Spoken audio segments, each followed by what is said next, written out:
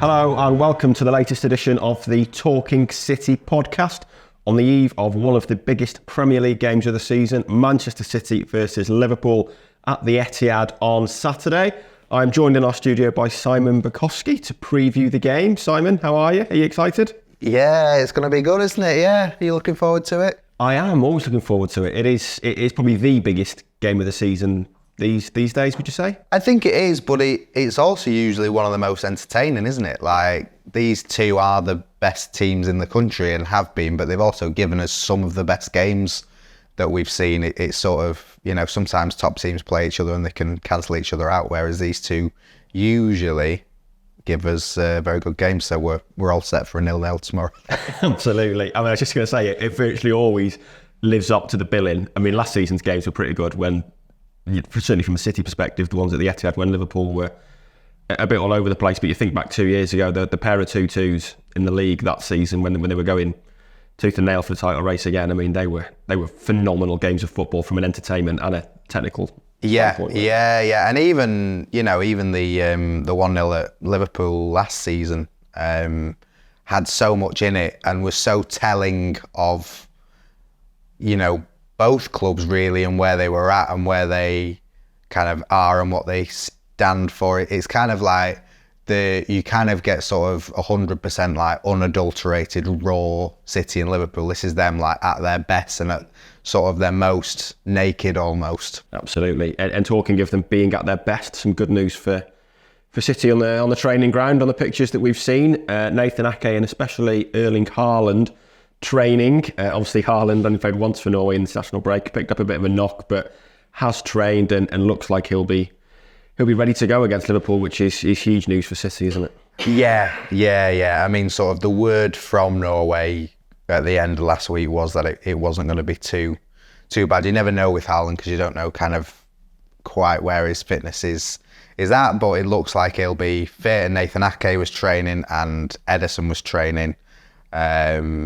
And I think it was Kovacic, Stones and De Bruyne basically were the only three who weren't training. So that is sort of a lot better than City were looking this time last week. But Haaland is the big one. Liverpool, one of the only teams he's not scored against in the league. So he will be looking to put that right tomorrow. And if he's training, you'd expect him to start.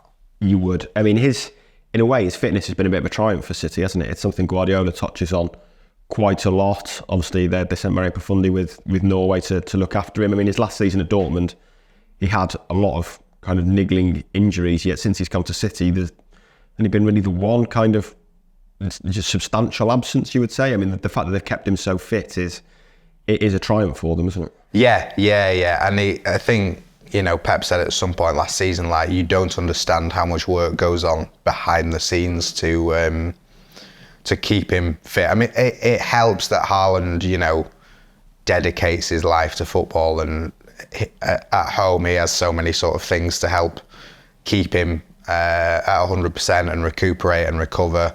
But also when he's at City, they take such good care of him that it allows him to basically play 90 minutes every week, because he does. Like, I've been surprised by how much he's actually played, both last season and this season. But he does tend to play 90 minutes. It's not often, you know, maybe like if they're 4-0 up or something, he'll come off after 60, 70. But usually he plays all the Premier League minutes. So I think that's what they aiming for tomorrow against Liverpool. And yeah, I think it's easy to take his fitness for granted, how fit he's been, but yeah, there's a lot of hard work behind the scenes. Definitely. In a way, it's become harder to actually rest him this season, given that his usual replacement is playing just behind him as well in the team.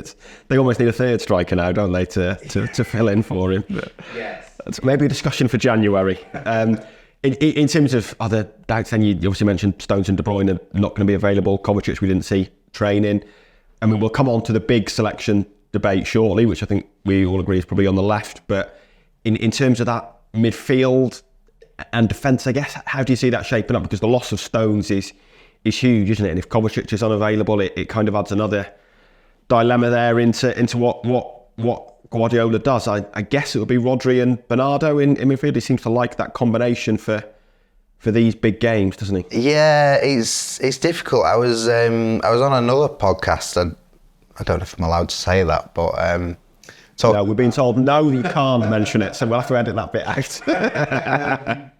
And the guest that I was on with was sort of talking about the 4-4 at Chelsea, and my view of that game had been like, when's the last time Diaz played that poorly or Rodri played that poorly? Like, they will be better. And this other guest was kind of like, well, it was more a product of the system that City played, trying to push Akanji up and things like that like caused those bad performances. So therefore, if they try and play like that again, you will get those bad performances again, because it wasn't like individuals having an off day, it was individuals like not being able to cope with the system. So obviously Stones is a huge miss for City. So Pep's really got to think about, does he push Akanji up? Because Akanji is the only real one who can do it, because he doesn't really like Ake doing it, and Guardiola's not been there long enough. So does he start Diaz and Akanji again and have Akanji pushing up alongside Rodri? When, he'd already abandoned that in the second half against Chelsea. Or, like you say, does he bring Bernardo in, and does he sort of... I mean, Lewis is a wild card. Yeah. Like, Lewis could potentially be involved, but then Kyle Walker's starting, so you've got to play Lewis in midfield rather than in defence. So, I think Bernardo is the easiest option. But then Bernardo on the left has also been very effective, certainly against United, but also a bit against Chelsea. So you maybe don't want to lose that, especially against a Liverpool who there might be a bit of space at there, where Trent Alexander-Arnold occasionally isn't. Yeah. I mean, Liverpool are, especially against City, a great transition, counter-attacking team, and the amount of space that City afforded Chelsea at Stamford Bridge was incredible, really, wasn't it? And in a way, it shows how important John Stones has become to this team, and the absence of Rodri for those 3 games earlier this season, those 3 defeats, that was made worse because John Stones wasn't there. If John Stones was there, you wonder whether they'd have lost all of those games. I think the fact that both were unavailable is disastrous, isn't it? Yeah, I mean, Rodri is one of the best players in the world who would get into any team in the world. So is John Stones. Like, we've seen it this season. City are a much, much better team when John Stones plays. And I can't remember it was the game he got injured, wasn't it? Was it a Champions League game? Stones? Yeah, Young Boys? Young Boys, yeah. When he played instead of Rodri and looked like really, really good in the first half, and it was like, well, Stones can do whatever Rodri can, and then he was injured, and it was like, oh, right, we're not that well placed to cope without John Stones. So, they will be fine, but it's not having Stones causes issues in defence and midfield because of how well he plays. And arguably attack with those runs that he makes kind of into the final third now and occupies defenders. Yeah, it makes the whole team worse not having him, so it's going to be a big miss. And, in the same way that Pep sort of tried to replace Rodri while he was suspended and didn't have much success with that, it's going to be interesting having sort of tried against Chelsea and ended up in a 4-4, which is, I think it's over 3 years since they last conceded 4. So it's going to be interesting to see if he sort of sticks with the same personnel and thinks, no, that was a bit of a one-off against Chelsea, or whether he rethinks it. Yeah, it is going to be interesting. It felt that Chelsea game, picking Doku for that game, it kind of felt like he almost lent into the chaos that he thought, I don't think we can control this game, so let's just take them on at their own game in a way. And it made for an incredibly entertaining spectacle, unless your laptop broke at half time or someone poured coffee all over it in the press box, when it made for a very stressful spectacle as well. But it was an incredible game, an incredibly enjoyable game. But you wonder how much Guardiola enjoyed it. He might have been the only person in that stadium who didn't really enjoy it. And in that case, will he lead into the chaos again tomorrow? Because Liverpool can probably bring even more chaos to that game than Chelsea can. It's really interesting, and it's really quite nice because, Doku settling so well and so quickly.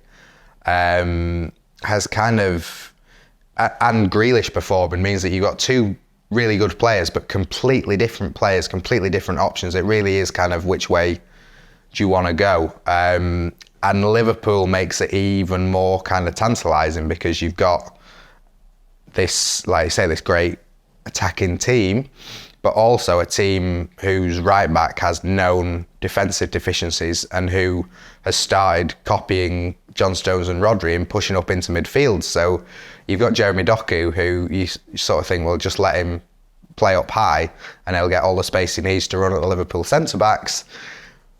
But it still feels more Guardiola to pick Grealish and have that extra bit of control if they need it. Yeah, I mean, it's probably a simplistic way to look at it tactically, but I guess you could look at Grealish there. He cuts back inside, takes another touch, and it gives Alexander-Arnold time to get back. If City win the ball when Alexander-Arnold's in midfield and give it to Doku, then immediately it sounds like problems, doesn't it, for Liverpool? It does, but then if Doku loses the ball and Liverpool then attack and Alexander-Arnold's up already, then it's advantage to Liverpool. So it's really interesting, and sort of, that could well decide the game, who, that one selection call. And yeah, I mean, I don't know, it feels like it maybe is too much to just say these two players are completely different. In a team with City where the performance isn't going to vary too much, but they've just become these sort of poster boys for control versus chaos. Which do you want from City? And it's been interesting how much Guardiola has already lent into Doku. And yeah, maybe it was a surprise to see him start against Chelsea, I thought, because Grealish had played so well at United, and it was like you would thought he would have been backed for another big game. I didn't think Doku was amazing against Chelsea. I thought Grealish was okay. I thought he was decent, but then I think someone said, well, he was, but they conceded 2 goals while he was on the pitch, so how good was he? And does it being at home make a difference? Doku got a goal and 4 assists last time he was out. Like, does that sort of City's record at home and their strength at home sort of convince Guardiola to start Doku as sort of the more offensive option? It's going to be really interesting. It's one of the great storylines of the season in a way, for us especially, isn't it? Because it is such a contrast between the two players and between almost these competing ideals in Guardiola's head. It's almost like he's rolling back the years with Doku, isn't it? It's such a great narrative for us. Yeah. And in a way for City fans as well. I mean, they're, some of them be less interested in the sort of nuances and the tactical side of it, but it is fascinating to see these impulses with Guardiola, the want for control, but the desire to just let Doku run free and do something different. Yeah, and Guardiola has had to evolve every year to stay at the top of the game, as Jurgen Klopp has. But these sort of, he still has his principles, and he's always possession football, even if he kind of railed against the description of as like tiki-taka. He didn't like that phrase, but you have to keep evolving. But Guardiola is known as possession football, control. There was an article the other day saying, Guardiola has ruined brilliant goals. No one scores any brilliant goals anymore because of Guardiola. And it's nice to see how the manager is still adapting and is willing to make these really radical switches in bringing a player like Doku in and accepting that it will change the team rather than changing the player. It's he's picked it a few times now, that front 4 combo of Foden, Alvarez, Doku, Haaland. I mean, 18 months ago, it is impossible to imagine him picking a front 4 like that. Even 12, maybe 6 months ago, you cannot imagine him picking that front 4 and being comfortable watching it and happy to send it out on the pitch, can you? Yeah, and arguably, well, I mean, they won the treble because they had 4 big defenders at the back, and they also had Grealish and Bernardo on the wings, who were harrying defenders and keeping the ball for City and making sure that the opposition couldn't do anything with it, couldn't get the ball, and would lose it in dangerous areas of the pitch. Like, that is completely removed from this front four, really. So it'll be interesting to see whether sort of this sticks through the season. But it really is quite striking that so soon after winning the treble, there's been quite a big change in City's approach. Yeah, like I say, it will be interesting to see how long it lasts. You can imagine getting to February and March and Doku is on the bench and Foden is on the bench and Alvarez is on the bench, and it's back to that level of control. Yeah, and maybe, but also the longer they have these opportunities in the team, the more they can keep going and show that they can stay in the team. And, you know, certainly Alvarez is one of those who you think it'll be very difficult to see him out of the team now, until Kevin De Bruyne comes back at the very least. But it's an exciting front line, and, you know, I think you look at that front line and you think there's no way City aren't scoring today, and if they score, they tend to win. Yeah, absolutely, unless Chelsea score 4. That is all for part 1 of the Talking City podcast. We'll be back after the break to have a bit more Liverpool chat.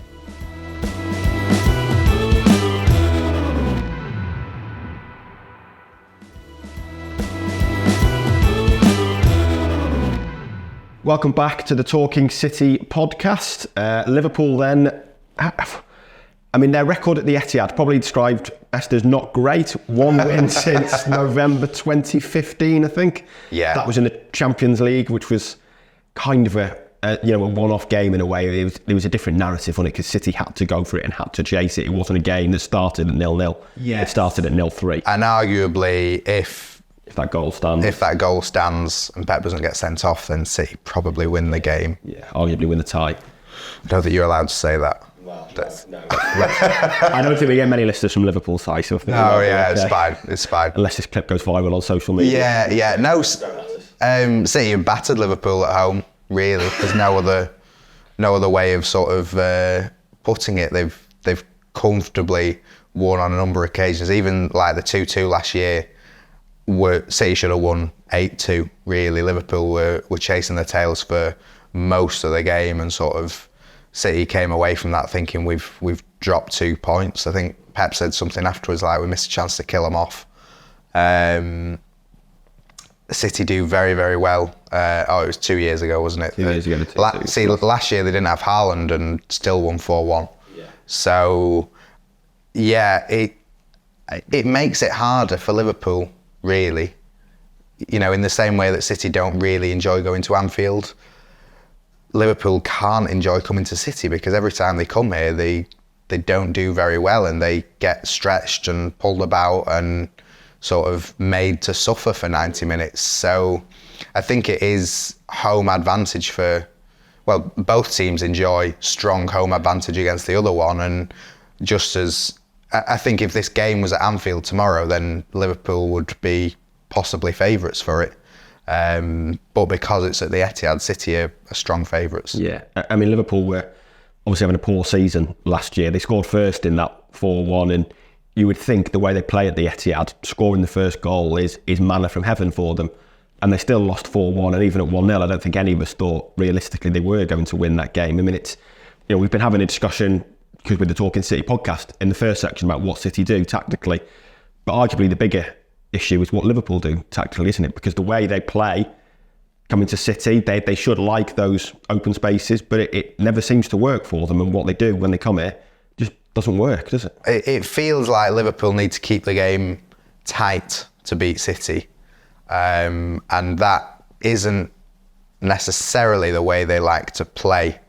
You know, if you think of like the Champions League win at Anfield in 2018, where they just sort of blew City away in half an hour, or the league game the year after, they blitzed them, which was sort of exactly what they like to do. But other than that, it's been very tight. Like the 1-0 at Anfield last year was a very sort of picky game where both teams were kind of cancelling each other out, and there weren't many chances. It feels like the more chances there are in a game, the more it lends itself towards City taking at least one or two, and then they're very difficult to beat. Yeah, absolutely. And the Premier League table has got a pretty familiar look after 12 games. City first, Liverpool second, 1 point between the two. I mean, it's very early days still, but what have you made of Liverpool, and how do you see this season shaping up? Is this going to be another epic City-Liverpool title race? I think it could be, yeah. I said at the start of the season I thought Liverpool would be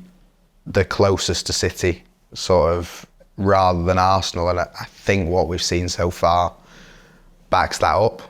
Liverpool have been very good, much better than last season. I think they've still got issues with their defence from last year. They're not really keeping many clean sheets, but nobody really is keeping many clean sheets. City conceded 4 a few weeks ago, so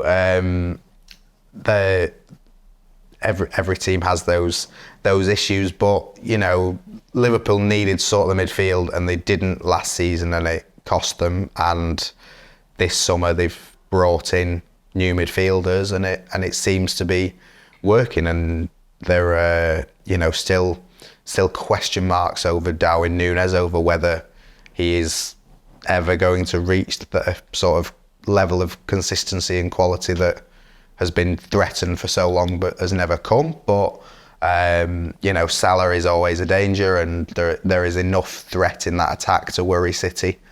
And they look much more like the Klopp team of a few years ago that are picking up results and know how to win games and know how to see games out. And even, they drew at Luton, didn't they, with sort of a last gasp injury time equaliser, and you sort of think last season they probably would have lost that, and it probably would have been a bit of a deflation for them. Whereas as much as they were disappointed to get a point, they got a point, and they were mature enough to say, yeah, we didn't play well enough to win, move on to the next one. So I've been very impressed with them, and I think they will be up there. Where do you think the pressure lies going into this game? We mentioned City's home record against Liverpool. In a way, I guess if Liverpool lose, as long as they don't get battered, they could maybe say, well, we always lose there. We'll beat them at Anfield. Does that make it more important that City win tomorrow, even though they win this game pretty much every year? I think it is important that City win tomorrow. I think if you think back to last season, City beat United 6-3, they beat Arsenal 4-1, they beat Chelsea, they beat Liverpool, they beat Tottenham. That's 5 wins against the rest of the big 6 at home, and then they lost to Tottenham away, they lost to United away, they lost to Liverpool away. I can't remember the other results, but winning your home games against those big teams is so important if you want to win the league. And they have, we've already seen them sort of lose a few games on their travels, whereas the home run is... It's 24 now? It's 23, so 24 tomorrow. If they win tomorrow. Every home game this year. Yeah, which is, extraordinary. And it just, like you say, the expectation is that City will win. But because of that, Liverpool will be absolutely delighted with a point, knowing that City still have to go to Anfield. I think you always want to be sort of at least equal with those kind of teams around you. And we know how important it was last season, City picking up 6 points off Arsenal. So if City can win tomorrow, it will be kind of expected, but it will also be sort of a big statement for them to say, yes, we are looking to win the league again this year, and we're able to beat the best teams. Yeah, absolutely. And the kick-off time, 12:30, first game on a Saturday. I don't know if you're aware, but Jurgen Klopp doesn't like 12:30s on Saturdays. He doesn't mention it a lot, tends to keep it to himself, so it might have passed you by, Si. It's, as much as we're taking the mick, and he does moan about it a lot, it's, first game back after an international break when, Ederson didn't go away this time, so it's less of an issue for City maybe, when we both normally have players in South American qualifying. Both only really started training on Thursday. They're going to have to 12:30 kickoff, 1.5 sessions maybe, preparing for this game. It's it's not great, is it, for the product of the Premier League that it's an early. It's the 12:30 after an. No, it's not, and I can understand the frustrations. All I would say, which neither manager will probably enjoy, is that it's been moved from 5:30 to 12:30 because it couldn't be moved to the Sunday because City are playing in Europe on Tuesday night, so fine. But they couldn't play it at 5:30 on Saturday because of police concerns, and there are police concerns because at every recent game between the two clubs there has been trouble. Yeah. Sky don't want to be broadcasting this game at 12:30. They want it at 5:30 because it's their slot, but they've been forced to play it at 12:30 because there's so much has happened between the two clubs that it's not been allowed to be played at 5:30 basically. So if a small section of Liverpool fans and City fans had behaved better, maybe the game would be at 5:30 and we would see a better product for the Premier League. Better atmosphere, probably. I can completely understand the frustrations of the managers, but at the same time, it's a bit self-inflicted from the clubs because it's sort of in part a response to the behaviour of the supporters. Yeah, and that brings us on to the last point, I guess, something that hopefully we won't be talking about on Monday. Both clubs have written to supporters attending the games again, asking for better behaviour, basically no tragedy chanting. I think mentioned to the City fans, no missile throwing from Liverpool fans. I mean, like you say, it is basically every game at the moment that something like this is happening, that both sets of fans are being called out for their actions, and it's got to stop, hasn't it? Yeah, it does. And, in a similar way, there were a few City fans singing, unacceptable chants about Bobby Charlton when his death was announced. And obviously there was coverage of that because of it. And there was a lot of coverage because it was sort of the week up to the derby. And, quite a few City fans were saying, why are the actions of a few idiots, being made out like it's sort of the whole fan base or whatever. And it's just like a few idiots can spoil it for everyone.